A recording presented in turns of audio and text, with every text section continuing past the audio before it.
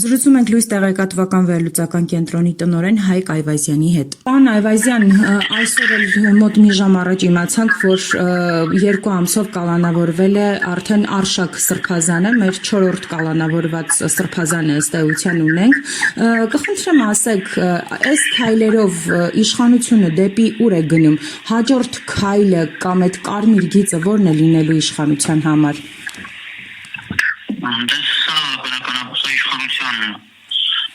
Օպերացիան չի, սա համաշխարհային օպերացիա է ընդհանուր ուղղափառության դեմ։ Սա ուղղափառ եկեղեցու դեմ ուղղված օպերացիա է, իսկ հայ առաքելական եկեղեցին ուղղափառ եկեղեցի է։ Հայ առաքելական սուրբ ուղղափառ եկեղեցի է կոչվում։ Դեպաբար Արշակ սրբազանը, երբ որ իր վերջին ասորիսի ժամանակ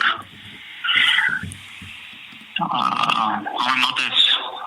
հայրաքելական եկեղեցու հետ կատարվողը Ուկրաինայում և Մոլդովայում կատարվողի հետ, այնտեղ պրոցեսներ են իրականացվում։ Դա ճիշտ համեմատություն էր, որտեղ սա ընդհանուր ուղղափառության դեմ պատերազմ է գնում։ Նպատակը պարզ է։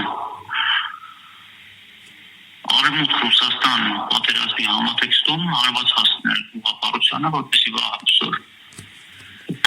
այն չդառնա հոգևոր ինքնուրույն համաշխարհային հզոր կենտրոն, որը կլինի հակակշիռ արևմտյան կրոնական կենտրոնին։ Մեծ հաշվով այս գործընթացը նպատակ ունի հայ առաքելական եկեղեցուն զրկել ինքնուրույնությունից, ինքնիշխանությունից և ենթարկեցնել ասենք արևմտյան կրոնական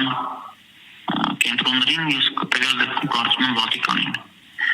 Այսինքն որպես ինքնուրույն կառույց ինքը չպետք է գոյություն ունենա, ինքը պետք է լինի ենթակա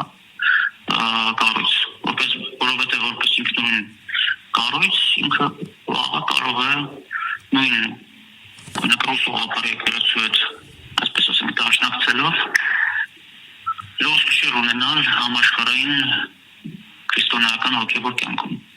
Դրա համար իրեն ուզում են այդ ինքնիշխանությունից զրկել։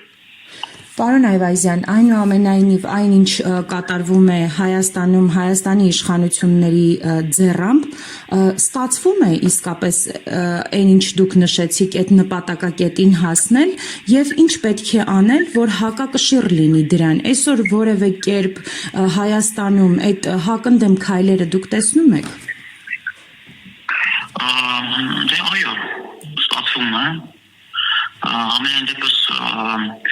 այն ինչ տեղի է ունենում արդեն իսկ եթե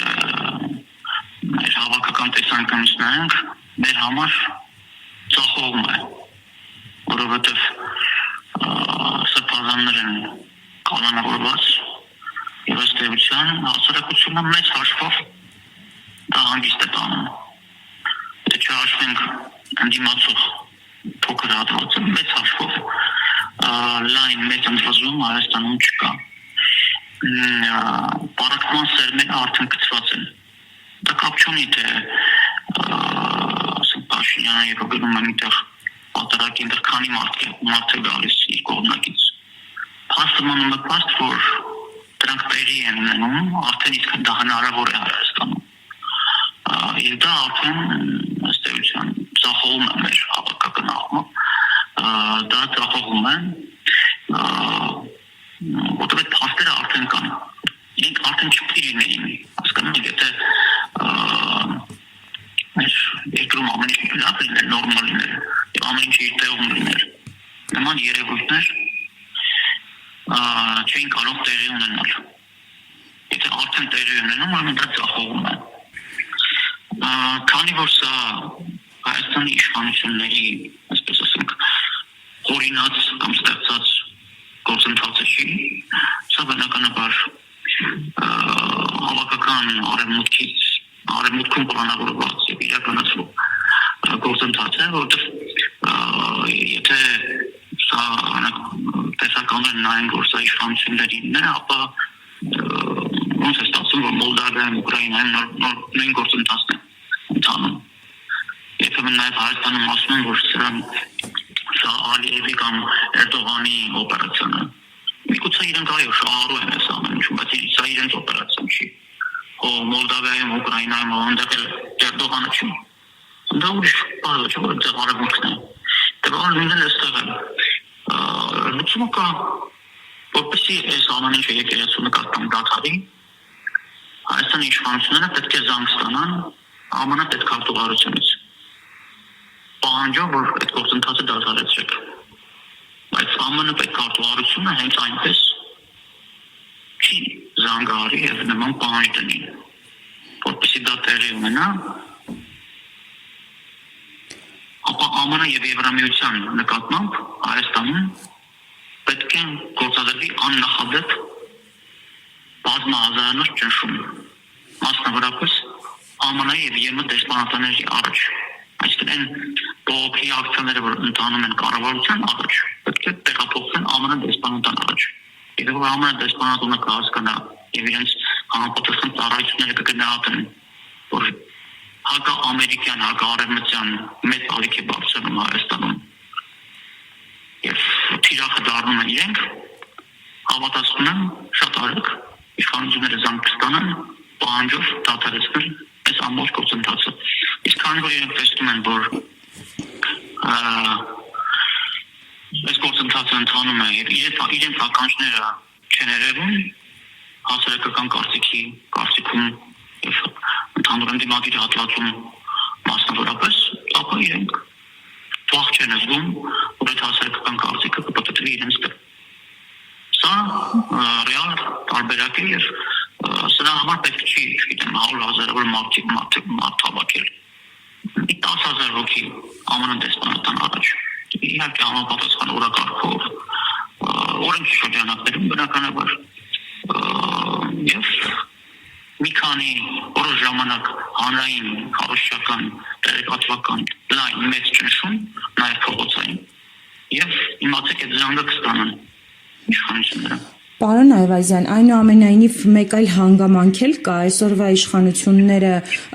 մեր, այսպես ասած, չակերտավոր խաղաղությունը կապում են Միացյալ Նահանգների հետ, Եվրոպայի հետ մեր ազատականացման մասին են ամեն օր խոսում, արդյոք այս խոսակցությունների ֆոնին հնարավոր կլինի հասարակությանը հակառակը համոզել,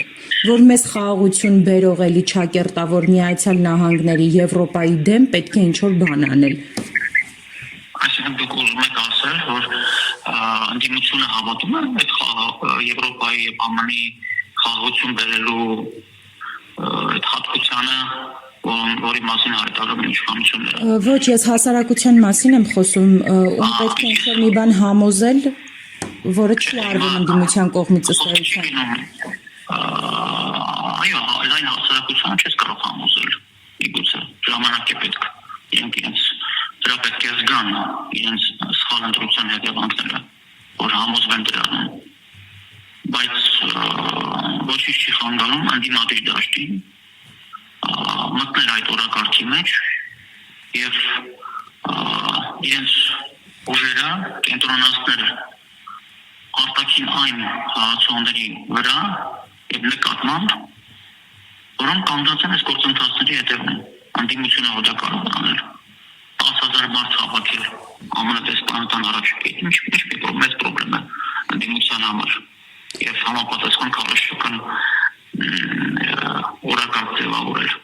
Բոլորը լավ գիտեն, որ այս ամեն ինչի հետևում ԱՄՆ-ի դաշնակիցներն են կանգնած Եվրամիությունն հետ։ Հարց ինչու չի արվում, այդ հարցը կարելի է տալ։ Հարցորական։ Շնորհակալ եմ մեկնաբանության համար։